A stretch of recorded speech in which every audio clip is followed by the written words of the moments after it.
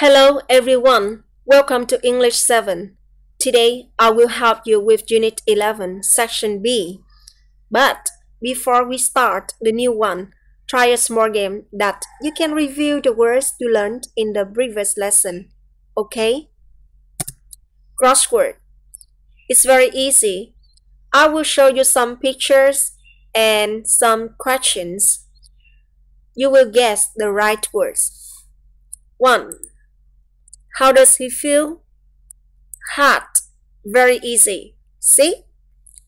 2. Rain? No.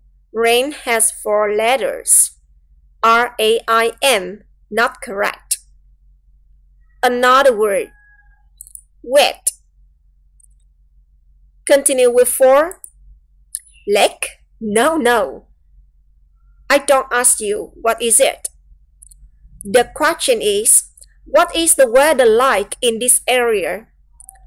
What is the weather like in this area? Cold. 5. What his problem? What his problem? Toothache. Toothache. 3.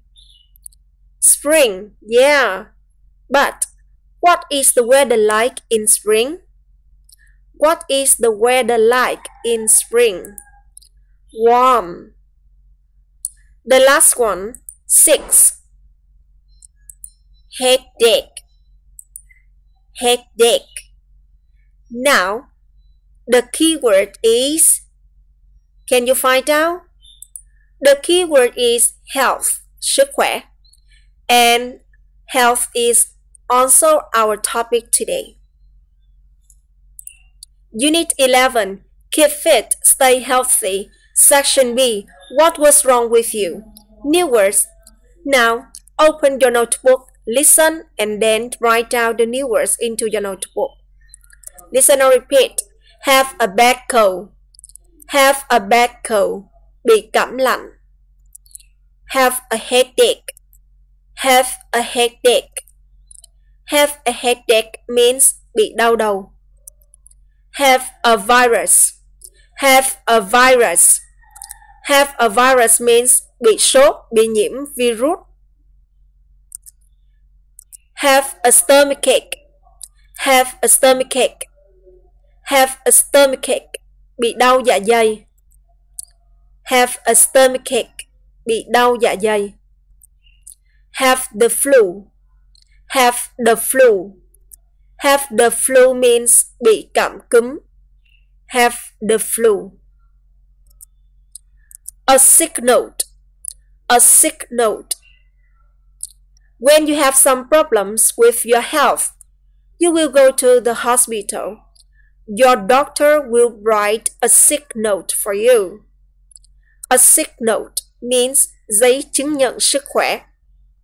But the conversation in your textbook of Mr. Tuần and Lan, basing on the context, I have another one for you. Đơn xin phép nghỉ vì bệnh. A sick note. Illness. Sickness. Can you hear me? Again. Illness. Sickness. Sự đau bệnh. Absent. Absent. Absent. Yesterday, I had a headache, so I couldn't go to school. I can say, I was absent from class, or I was absent from school yesterday. Hôm qua tôi vắng học, tôi không có đi lên học, tôi không đến trường, vắng mặt. Absent, from. Semester. Semester. Every school year, we have 2 semesters. Every school year, we have 2 semesters. Semester means học kỳ. Finished? Now, listen and repeat after me. Have a bad cold. Have a bad cold. Have a headache. have a headache, have a virus, have a virus, have a stomachache, have a stomachache, have the flu, have the flu, a sick note, a sick note, illness, sickness, sickness, absent, absent, absent from, semester, semester, semester. Open the textbook, page 112. Look at the picture. This is Mr. Tuần and Lan. Mr. Tuần is Lan's teacher. You will listen to the tab and try to find out the reason Lan was absent from class yesterday. You know the reason? The reason means nguyên nhân, lý do. Try to find out the reason Lan was absent from class yesterday. Can you do it? Now, listen to the tab. B. What was wrong with you? 1. Listen. Then practice with a partner. Page 119. Where were you yesterday, Lan? You didn't come to school. I had a bad cold. I had a headache and a stomach ache, too. Oh, dear. You were ill. How do you feel now? I feel okay, but I'm a little tired. Oh, you had better stay inside at recess. The weather is awful today. Did your mom write a sick note for you?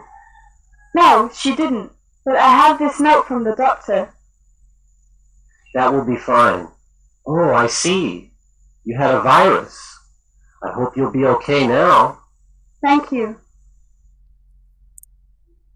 Finished. True or false statements.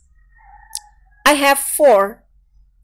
Now, students, read the conversation again and tell me the answer, true or false, and why.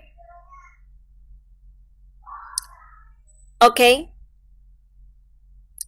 1. Lan had a bad cold yesterday. Ngày hôm qua, Lan đã bị cảm nặng. True or false? True. 2.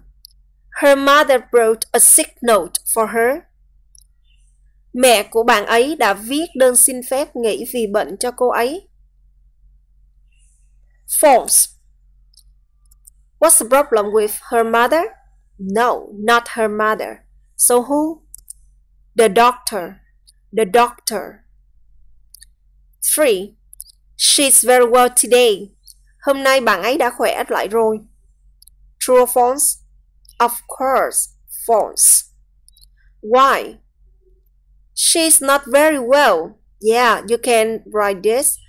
She is not.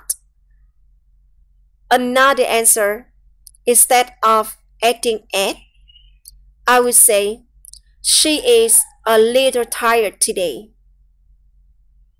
4. She should stay in class at recess. Bạn ấy nên ở trong lớp vào giờ ra chơi. True. Do you have all the correct answers?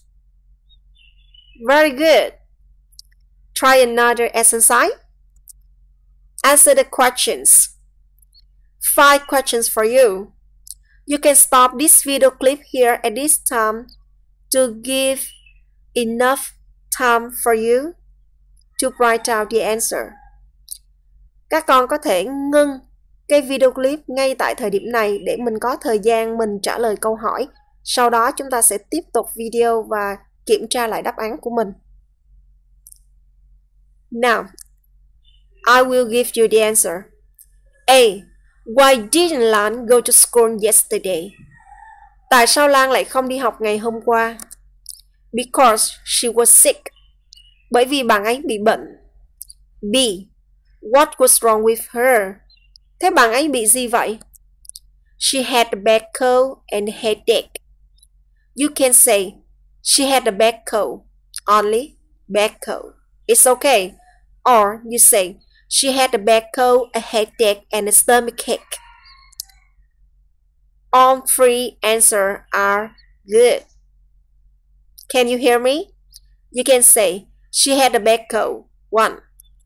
She had a bad cold and a headache. 2. Or you can say, she had a bad cold, a headache, and a stomachache. 3. All three ways to answer is correct. C. What does Mr. Tuần tell Lan to do? Thế thầy Tân đã bảo Lan phải làm điều gì? Mr. Tuần tells Lan to stay inside at recess. Thầy Tân bảo Lan là phải ở trong vào giờ ra chơi. D. What did the doctor say about Lan's problem? Thế bác sĩ đã nói như thế nào về tình trạng của Lan? The doctor said that Lan had a virus. Bác sĩ bảo là Lan đã bị nhiễm virus rồi. Or you can say, bác sĩ bảo rằng Lan đã bị sốt rồi. E. Who wrote Lan's sick note? Ai đã viết cho Lan đơn xin phép nghỉ vì bệnh? The doctor. The doctor wrote Lan's sick note. Now, check. Continue our lesson. We have just finished the reading skills. So I have 3 parts according to the model sentences for you. Look at the examples. I have a bad cold. Tôi bị cảm nặng. You can say, tôi có một trận cảm nặng. It's not suitable. Tôi bị cảm nặng. She has a toothache. Cô ấy bị đau răng. Cô ấy bị đau răng. He had a headache yesterday. He had a headache yesterday. Ngày hôm qua, cậu ấy bị đau đầu. See? When you want to say about your health, you will use have, has, had, plus an, and then name of illness. Have a headache, have a toothache, have a bad cold, have a stomachache, have the flu. You can see that? Chúng ta sẽ sử dụng cấu trúc chủ từ cộng have, has, had, cộng mẫu từ a hoặc an, cộng tên của cái loại bệnh mà chúng ta đang muốn sử dụng. Most of examples use a or an, but we have one exception, the flu, have the flu, bị câm cứng. Như vậy chúng ta sẽ sử dụng cấu trúc này để làm gì? Talk about sicknesses. Nói về các loại bệnh và tình trạng của bản thân. Write down.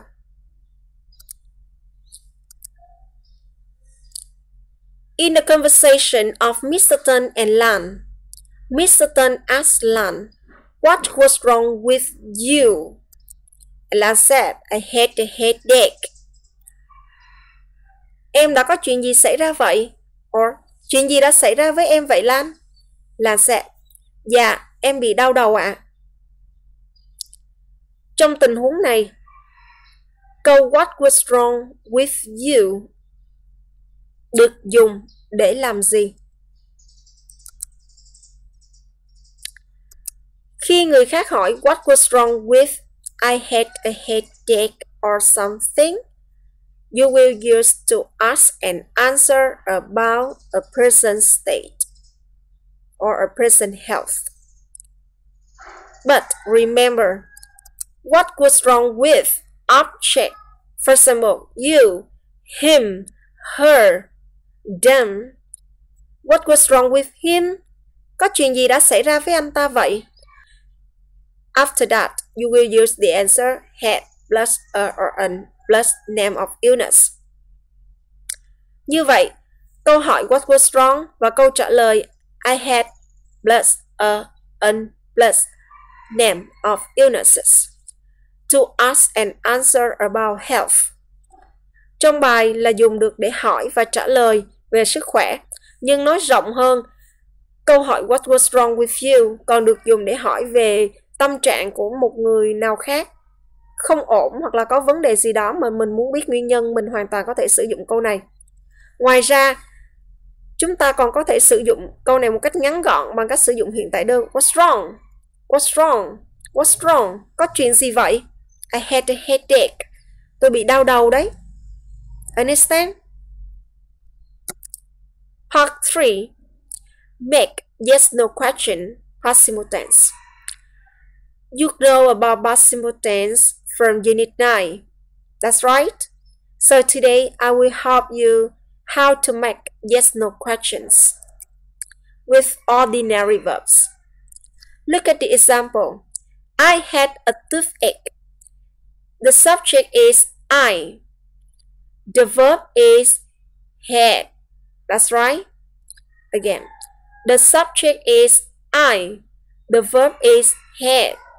So if I want to change into yes-no question, I will say, did I have? Can you hear me? Did I have? No, I'm wrong. We can repeat the subject I.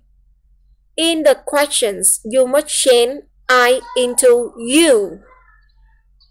You. So you will say, did you have a toothache? Did you have a toothache? And in the conversation, you will say, did you have a toothache? Did you have a toothache? Yes, I did. And say no. No, I didn't. I didn't. Another example. She took a photo. She took a photo. The subject is she. The verb is took. And yes, the question you will say, did she take a photo? Did she take a photo? You say, did she take a photo? Did she take a photo? Yes, she did. No, she didn't. See? Got it? So, I have the structure. When you want to make yes-no questions in past simple tense with ordinary verbs, you will say did plus subject plus verb bare infinitive. Verb bare, it means that động từ nguyên mẫu. You can't repeat the past form of verb in the question. It's wrong. I had, did you have? She took, did she take? Answer, short answers. Yes. Subject plus did. No, subject plus didn't. Write down, please. A small exercise for you. I have 5 statements. Try to change them into the questions and answer with the words I give you in the brackets. Các con có thể ngừng video clip ngay tại thời điểm này để tụi con có thời gian làm bài. Sau đó tụi con hãy nhấn nút tiếp tục. Mình xem đáp án nhé. 1. My father went to the park. Yes. Ba của tôi ngày hôm qua đã đi tới công viên. Did your father go to the park? Yes, he did. 2. Tom bought a new car. Yes. Did Tom buy a new car?